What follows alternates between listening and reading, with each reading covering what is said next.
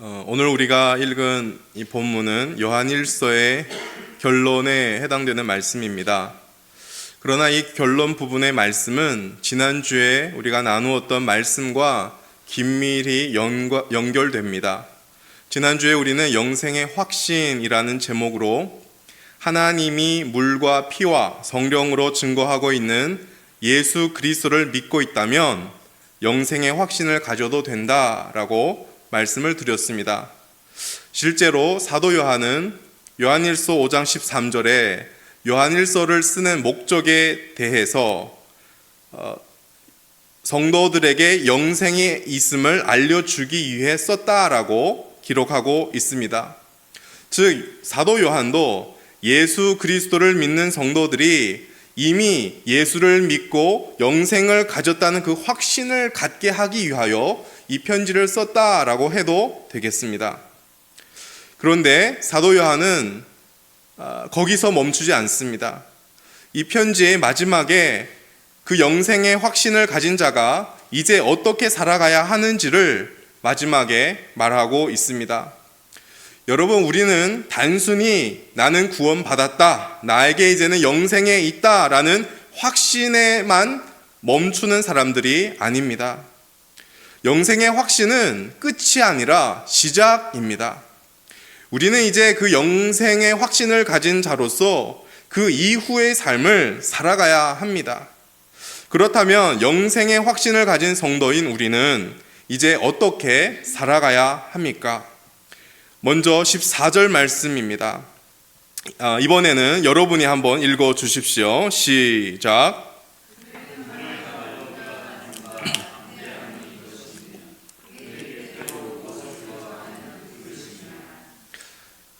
영생을 가진 성도들이 이제 하나님께 나아갈 때 담대할 수가 있습니다. 그리고 담대함으로 하나님께 기도할 수 있다라고 말합니다. 왜 그렇습니까?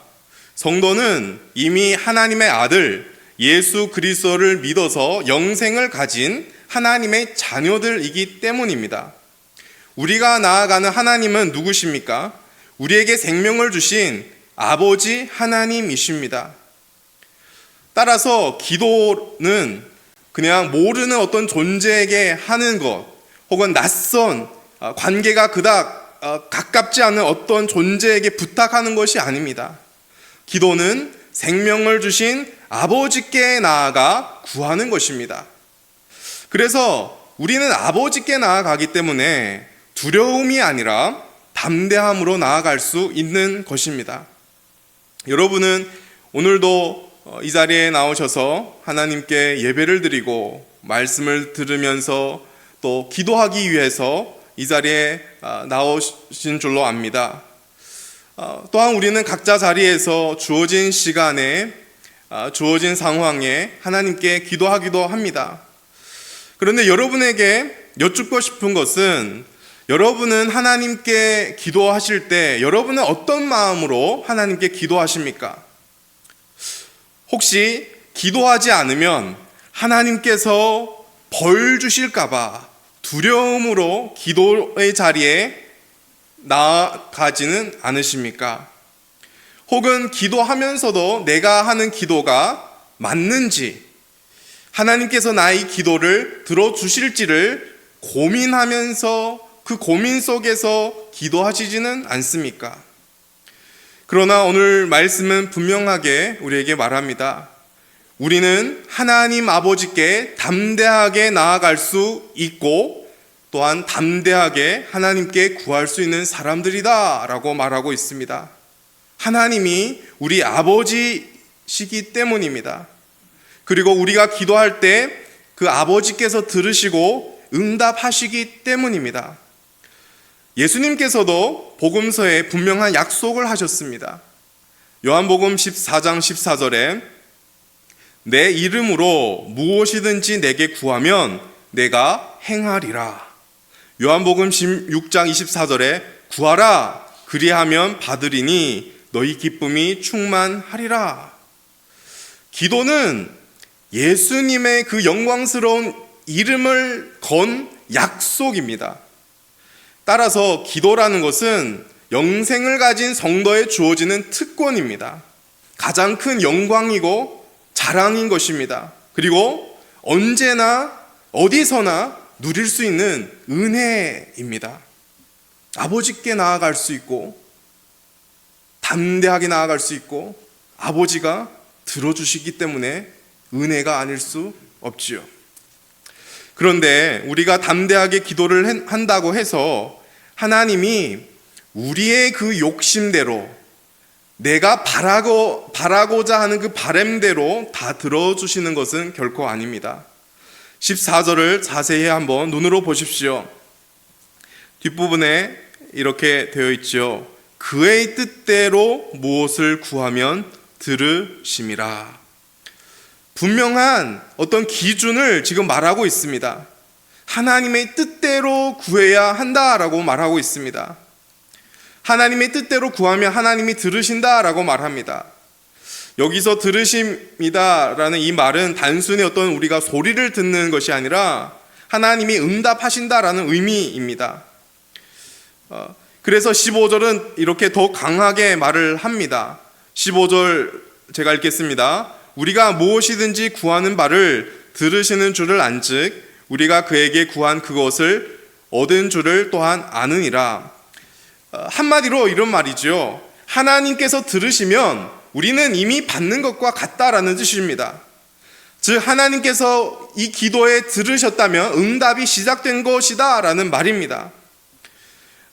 지금까지 제가 나눈 말씀을 통하여 기도의 핵심을 분명히 할 수가 있습니다. 우리 영생을 가진 성도는 담대하게 기도를 할 수 있는데 기도에 있어서 핵심은 분명히 두 가지입니다. 첫째는 확신 가운데 담대하게 구하는 것입니다. 둘째는 하나님의 뜻대로 구하는 것입니다. 그렇다면 질문이 생깁니다. 하나님의 뜻대로 구한다는 것은 무엇입니까? 하나님의 뜻은 막연한 것이 아닙니다. 성경 말씀에 분명하게 기록되어 있습니다. 데살로니가 전서 5장 16절에서 18절 너무나도 잘 아는 말씀인데요. 항상 기뻐하라, 쉬지 말고 기도하라, 범사에 감사하라.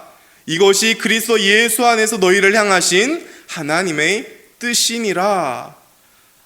성경 말씀 자체에 하나님의 뜻이 이것이다 라고 분명하게 말하고 있는 구절입니다. 우리는 이 말씀을 따라서 이 말씀에 근거해서 이 말씀을 붙들고 이렇게 기도할 수가 있습니다. 아버지 하나님, 지금 저에게 주어진 이 상황은 저는 이해가 되지 않습니다. 힘들기도 합니다. 그런데 하나님, 이런 상황 속에서도 여전히 기쁨을 잃지 않게 하시고 감사하는 마음을 더하여 주옵소서. 이것이 하나님의 뜻, 말씀대로 우리가 구하는 것입니다. 또 데살로니가 전서 4장 3절 말씀에는 이렇게 되어 있습니다. 하나님의 뜻은 이것이니 너희의 거룩함이라. 그래서 우리는 이 말씀을 붙들고 또 기도하는 것입니다. 하나님, 제가 죄 앞에서 연약합니다. 제 힘으로 이 죄를 이길 수 없습니다. 하나님이 저에게 힘과 능력을 주셔서 이 죄를 이기게 하시고 거룩을 향하여 살아가게 하옵소서. 로마서 8장 29절에 이런 말씀이 있습니다. 하나님이 미리 아신 자들을 또한 그 아들의 형상을 본받게 하기 위하여 미리 정하셨다. 하나님께서 우리를 선택하고 우리를 부르신 이유가 그의 아들 예수님을 본받게 하기 위함이다 라고 되어 있습니다. 그러니까 예수 그리스도를 닮아가는 것이 하나님의 뜻이라는 것입니다. 따라서 이 말씀에 따라서 우리의 기도는 이렇게 바뀔 수가 있습니다. 원래는 하나님 아버지 앞에 나와서 하나님 이런 문제가 있습니다. 해결해 주세요. 이렇게 기도했습니다. 처음엔 필요합니다. 그런데 이제 이 말씀을 보고 나니까 하나님 이 어려운 상황 속에서도 예수님을 닮은 모습으로 제가 처신하게 하옵소서. 지금 내가 해야 할 이 일을 하면서도 성도답게 예수님의 모습을 잃지 않는 그런 모습으로 제가 행동할 수 있게 지혜를 주시고 저를 도와주옵소서. 이렇게 기도하는 것입니다. 여러분, 하나님의 뜻대로 기도한다는 것은 말씀에 나타난 하나님의 그 뜻을 붙들고 기도하는 것입니다. 우리 주님도 공생의 사역을 시작하면서 늘 기도했습니다. 날 밝기도 전에 기도를 하셨고, 주님의 기도를 보면 늘 하나님의 뜻을 구하는 기도였습니다. 대표적으로 겟세마네 동산에서 십자가 죽음을 앞두고 겟세마네 동산에서 땀방울이 핏방울 되도록 거기서 기도를 하십니다. 그런데 주님의 기도의 내용이 무엇이었습니까? 내 아버지여, 만일 할만하시거든 이 잔을 내게서 지나가게 하옵소서. 그러나 나의 원대로 하지 마옵시고 아버지의 원대로 하옵소서. 또한 우리 주님은 주기도문에서도 우리에게 가르쳐 주신 기도의 내용이 있습니다. 뜻이 하늘에서 이룬 것 같이 땅에서도 이루어지게 하옵소서. 이처럼 하나님의 뜻은 이미 말씀 속에 분명히 나타나 있습니다. 우리가 말씀을 붙들고 기도할 때 우리는 하나님의 뜻대로 기도하는 것이 되는 것이고, 하나님은 바로 그 기도에 응답하십니다.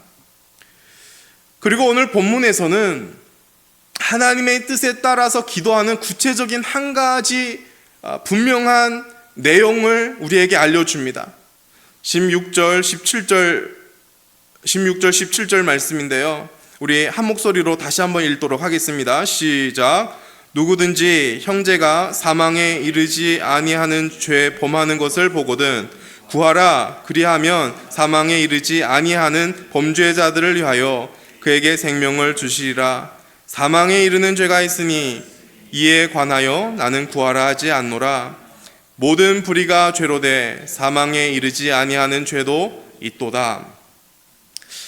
앞에서 하나님의 뜻대로 기도하며 응답하신다 하고 16절 17절에서는 그 구체적인 한 가지 기도 내용을 우리에게 알려주고 있습니다. 그런데 우리가 이 16절 17절을 읽으면서 처음에 느끼는 게 어려움입니다. 이해가 잘 안 됩니다. 특히 16, 17절 중에 사망에 이르지 않는 죄와 사망에 이르는 죄라는 이 말 때문입니다. 우리는 그게 뭔가 하고 고민에 잠기지만 잘 풀리지 않습니다. 사실 여기에 대한 학자들의 의견이 분분합니다. 여러 목사님들도 그냥 자기 나름대로의 어떤 부분을 가져와서 이렇게 사용을 하시더라고요. 저는 학자들과 여러 목사님들의 의견을 여러분에게 나열할 생각은 없습니다. 여기에 대한 제가 묵상하고 또 자료들을 보면서 제가 내린 저의 결론을 짧게 나누려고 합니다. 우선 16절 17절에 사망이다, 사망에 이르는 죄 때 이 사망이라는 단어가 나오는데, 이 사망은 원문으로 볼 때 육체적인 그 죽음을 뜻하지는 않습니다. 그 육체적인 죽음을 넘어서 최후 심판 때 하나님과 영원한 분리, 즉 영벌을 의미합니다. 성경은 두 번째 사망이다라고 말하기도 하지요. 그리고 로마서 6장 23절에 죄의 삭은 사망이다라고 말합니다. 그러니까 사실 모든 죄는 사망의 대가를 치러야 하는 것입니다. 이 사망의 대가는 영원한 심판이었습니다. 그런데 오직 예수 그리스도의 십자가 공로를 믿는 자에게는 이 사망은 피해갈 수가 있습니다. 사도 요한은 요한일서 1장 9절에 이렇게 말한 바가 있습니다. 만일 우리가 우리 죄를 자백하면 그는 미쁘시고 의로우사 우리 죄를 사하시며 우리를 모든 불의에서 깨끗하게 하실 것이요. 사도 요한은 이미 이 사망을 피해갈 수 있는 죄에 대하여 요한일서 1장 9절에서 말씀을 했습니다. 그러니까 저의 결론이 뭐냐면, 예수 그리스도 안에서 신자들이 짓는 모든 죄는 사하심을 받을 수 있는 것이고, 사하심을 받을 수 있는 죄라는 것입니다. 왜냐하면 우리가 자백했기 때문이 아니라 그리스도의 십자가 공로가 있기 때문입니다. 우리가 그 공로를 믿기 때문입니다. 그래서 예수를 믿는 우리가 죄를 지지만 그 모든 죄는 사하심을 이미 받았었고, 정확히 말해서 이미 받은 것이죠. 그런 신자가 지은 죄는 사하심을 받을 수 있는 죄입니다. 그런데 반대로 예수를 믿지 않고 그리스도 밖에서 짓는 죄는 모두 사망에 이르는 죄입니다. 이것이 저의 결론입니다. 설령 저의 결론에 여러분이 동의하지 않고 다른 의견이 있을 수는 있습니다. 그러나 우리가 잊지 말아야 할 것은 우리에게는 최종 판단할 자격이 없다는 것입니다. 오직 하나님만이 분명하게 어떤 죄가 사망에 이르는 죄인지, 또한 누가 그런 죄를 짓고 있는지 하나님만이 아신다라는 것입니다. 그리고 더 나아가서 사실 16절, 17절을 자세히 보면 사도 요한이 정말로 말하고 싶은 것은, 그래 너희들이 이제 이 두 가지 죄를 어떻게 분별할 것을 내가 가르쳐 주마, 그런 것이 아니에요. 사도 요한은 지금 16절, 17절을 통하여 강조하는 바가 있습니다. 요한은 지금 형제가 죄를 짓는 것을 보거든 기도하라라는 것을 강조하는 것입니다. 형제가 죄를 짓는 것을 보거든, 이 말은 무슨 뜻입니까? 우리 공동체 안에 연약함을 가진 성도들이 있고, 그런 성도들을 보게 된다면 그를 위해 기도하라라는 것입니다. 그런데 사실 우리 삶을 돌아보면 우리가 연약한 지체를 볼 때 우리의 반응은 어떻습니까? 두 가지 반응일 것입니다. 하나는 판단하고 정죄하고, 가끔은 가서 내가 가진 어떤 경험을 얘기하면서 권면하는 것입니다. 그런데 두 번째 반응은 아무 말도 하지 않고 그냥 묵묵히 기도하는 것입니다. 오늘 말씀에서는 형제 자매들의 연약함 앞에서 우리는 어떻게 반응해야 하는지를 분명히 말합니다. 보거든 구하라. 형제 자매의 연약함을 알고 있다면 기도하라라는 것입니다. 우리가 연약한 형제 자매를 위해 기도하기만 하면 하나님이 역사하시고 하나님이 응답하신다라는 것입니다. 16절에 그 응답에 대해서 사도 요한은 이런 표현을 썼습니다. 그에게 생명을 주시리라. 생명을 주신다는 말은 하나님께서 그 연약한 지체를 다시 회복시킨다라는 의미입니다. 즉 우리의 기도를 통해서 하나님께서 그 연약한 지체를 다시 회복시키시고 일으켜 세우신다라는 말씀입니다. 지난 주일에 강도사님께서 기도로 맞잡은 하나님의 소원이라는 아주 멋있는 제목으로 말씀을 나누셨습니다. 그리고 본문은 야고보서 5장 13절에서 16절이었습니다. 야고보서 5장 14절에서부터 그 본문을 다시 여러분에게 한번 읽어드리겠습니다. 너희 중에 병든 자가 있느냐? 그는 교회의 장로들을 청할 것이요 그들은 주의 이름으로 기름을 바르며 그를 위하여 기도할지니라.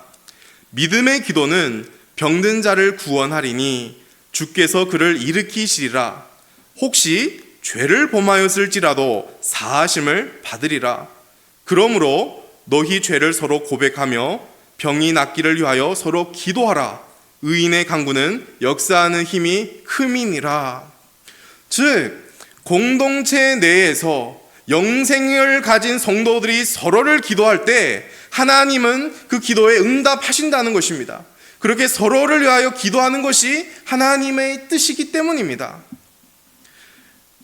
야고보서 서로 기도하라. 의인의 강구는 역사하는 힘이 큼이다. 여기서 의인은 누굽니까? 바로 예수 그리스도를 믿어서 죄사함을 받고 예수 그리스도의 그 의를 덧입는 성도들을 가리키는 것입니다. 요한일서의 내용으로 바로 영생을 가진 자들을 말합니다. 영생을 가진 자들의 기도에 하나님이 응답하신다라고 야고보서에서도 그 말씀을 하는 것입니다. 여러분 얼마나 놀라운 일입니까? 하나님께서 저와 여러분 연약한 우리의 기도를 들으셔서 우리 지체 그 한 영혼을 회복시킨다는 것입니다. 여러분 이 말은 또한 저와 여러분이 죄에 짓눌려서 우리가 낭망하고 상심할 때, 우리가 영적인 침체의 시간을 걸을 때 다른 지체들의 기도를 통해서 그런 내가 다시 일으켜 세워진다는 말이기도 합니다. 너무나도 힘들어서 내가 기도가 안 나올 때 내 공동체에 있는 저 지체의 기도 때문에 내가 다시 일어설 수 있다라는 말씀인 것입니다. 이것이 영생을 가진 성도들이 살아가야 하는 삶입니다. 연약한 지체를 위하여 기도하고 서로 기도하는 것입니다. 이것이 첫 번째입니다. 두 번째, 영생의 확신을 가진 자는 또 어떻게 살아가야 합니까? 18절 전반절 말씀입니다. 18절을 보십시오.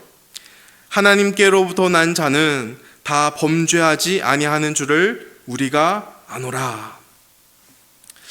이 말씀은 오해하기 쉬운 말씀입니다. 그런데 이 말씀은 요한일서 전에도 나왔던 비슷한 말씀이 있습니다. 이 말씀은 죄를 전혀 짓지 않는다 그런 뜻이 결코 아닙니다. 요한일서 1장 8절에 이런 말씀이 있죠. 만일 우리가 죄가 없다고 말하면 스스로 속이고. 따라서 지금 이 말씀은 죄를 짓지 않는 삶을 말하는 것이 아니라 죄 가운데서 계속 머물지 않는 삶을 말합니다. 왜 이 말씀을 하는 것일까요? 즉 영생을 가진 자는 계속하여 죄에 머무는 삶을 살아서는 안 된다라는 말씀인데, 사도 요한은 왜 이렇게 말씀을 하는 것일까요? 그 이유는 18절 후반절에 있습니다. 하나님께서 그를 지키심에 악한 자가 그를 만지지도 못하느니라. 사단은 계속하여 우리를 유혹하고 끊임없이 넘어뜨리려고 합니다. 사단은 우리로 하여금 죄 가운데 머물러서 그냥 그렇게 살도록 내버려 두려고 합니다. 그러나 하나님께로부터 나신 자, 즉 예수 그리스도께서는 그런 사탄의 유혹과 공격에서 우리를 지켜주십니다. 그러니까 우리 신앙은 그냥 우리 혼자서 우리가 이 신앙을 붙들고 있는 것이 아니라 하나님께서 우리를 붙들고 지켜주는 것입니다. 그래서 우리는 넘어질 수는 있지만 완전히 무너질 수는 없는 존재들입니다. 하나님께서 우리를 지켜주시기 때문입니다.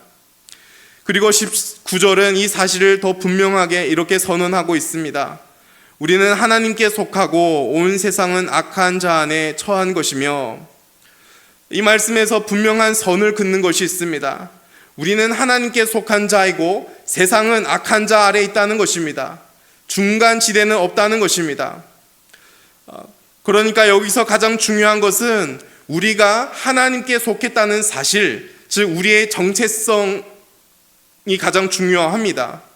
이 정체성이 우리의 삶을 결정하는 것입니다. 그래서 영생을 가진 자는 이렇게 살아가는 것입니다. 죄를 지을 수는 있지만 계속하여 그 죄 속에 머물 수 없는 것입니다. 다시 일어서서 거룩을 향하여 나아가야 하는 것입니다. 왜냐하면 우리 안에는 다른 생명, 하나님의 생명이 있기 때문입니다. 왜냐하면 우리는 이제 더 이상 이 세상에 속한 자가 아니라 하나님께 속한 자들이기 때문입니다. 그래서 우리는 스스로에게 물어야 합니다. 나는 지금 죄와 싸우고 있습니까? 아니면 죄에 익숙해져서 무감각해져 있습니까? 나는 지금 하나님께 속한 자답게 살고 있습니까? 우리는 이런 질문을 하면 참 부끄러울 때가 많습니다. 때로 나의 모습을 보면서 스스로 낙심할 때도 있습니다. 그러나 그때마다 우리가 기억할 것은 나는 누구인가? 이 정체성의 질문입니다. 저와 여러분은 하나님께 속한 자입니다. 하나님께서 저와 여러분 붙들고 계십니다. 십자가에서 모든 사단의 모든 권세를 깨뜨리신 예수 그리스도께서 우리를 지켜주십니다. 그래서 우리는 다시 일어서는 것입니다. 죄와 타협하지 말고 거룩을 향해 싸우며 하나님께 속한 자답게 살아가야 하는 것입니다. 설령 지금 이 시간 죄로 인하여 죄에 머물러 있는 성도들이 있다 할지라도 이 시간을 계기로 거기서 다시 일어서야 하는 것입니다. 이것이 영생을 가진 성도들의 두 번째 삶, 죄와 싸우며 거룩을 향하여 살아가는 것입니다. 이제 마지막으로 영생의 확신을 가진 자는 또 어떻게 살아가야 합니까? 20절입니다. 20절을 한번 읽어 주십시오. 시작.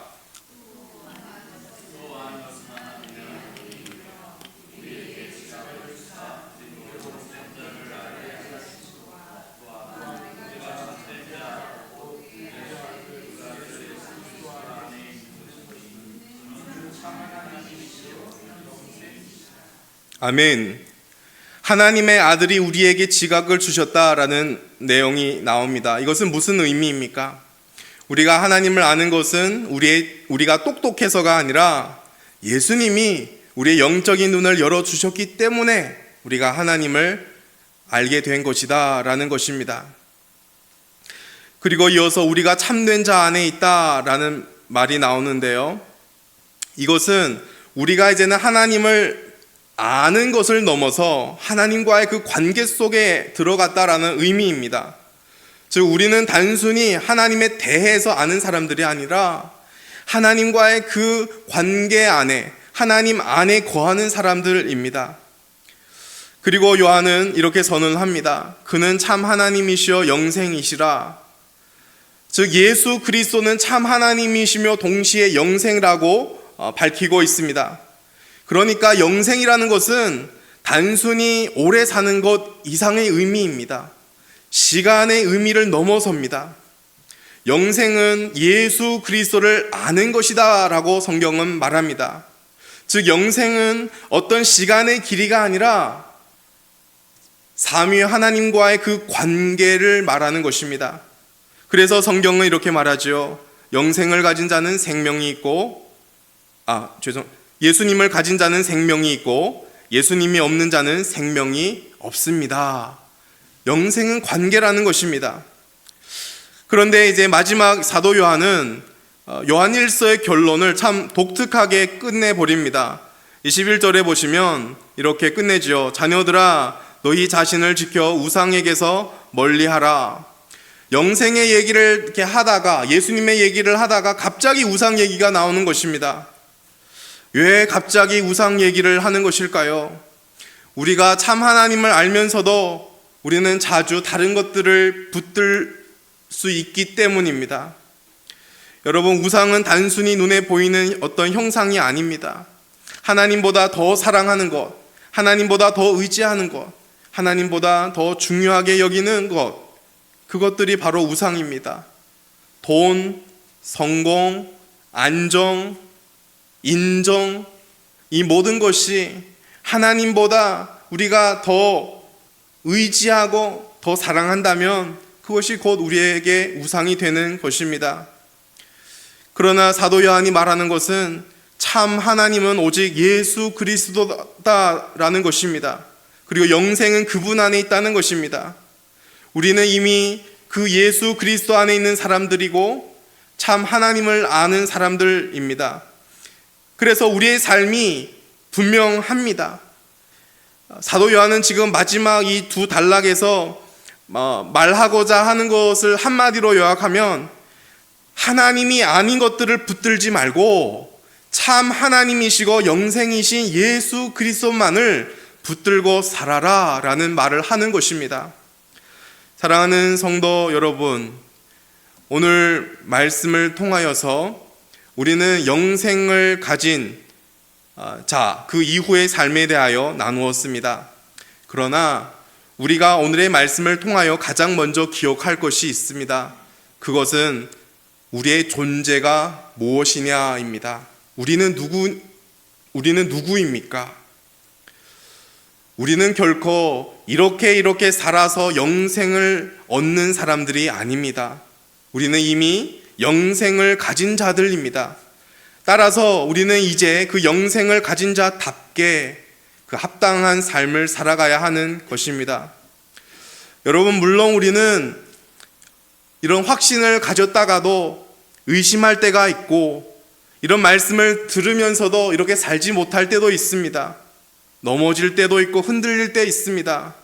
그러나 그럴 때마다 우리는 다시 원점으로 돌아와서 다시 우리 자신에게 질문을 해야 하는 것입니다.